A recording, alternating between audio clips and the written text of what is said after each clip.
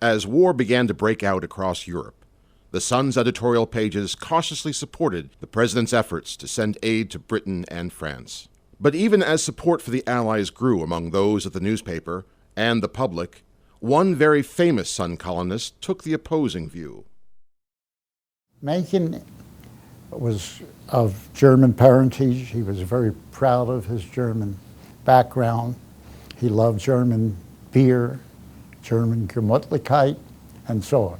And in World War I, when he was a young reporter, he wrote a column for the Evening Sun in which he made it very clear that his sentiments were very pro-German.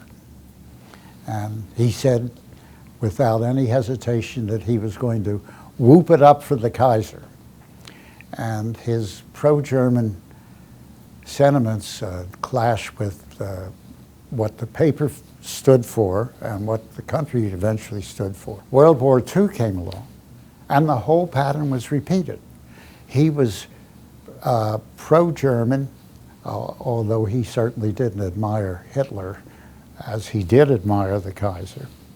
But he was very critical of the British, particularly, all the time, and he said some silly things about it. And once again, he had to give up the column in mid-war. Win or lose, the United States is doomed to suffer some appalling headaches. If the cause of humanity triumphs, we will have the bills to pay. And if Beelzebub gets the better of it, we'll have the damages. In either case, half of the human race will hate us very earnestly, and the rest will hold us in a kind of esteem hard to distinguish from contempt. H.L. Mencken, February 2nd, 1941.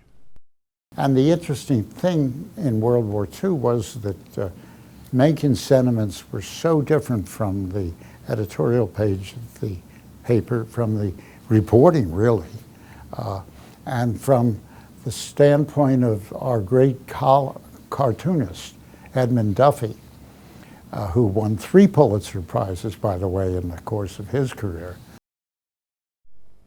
A turn of events had moved the country far beyond just offering support to the British. By 1941, after the attack on Pearl Harbor, the country was at war. But the men who would become the Sun's combat correspondents didn't all head overseas immediately.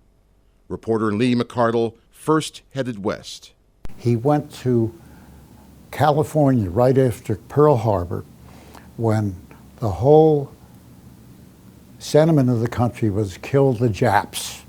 That was it.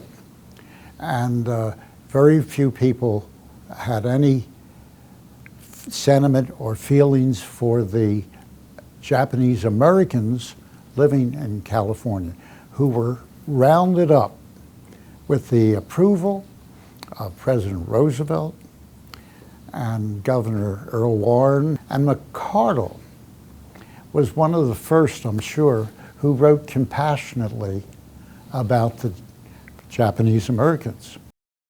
Long lines of Japanese men and women, some holding children by the hand, move in single file past the yellow marble counters and gilded tellers' cages of a garish downtown banking room.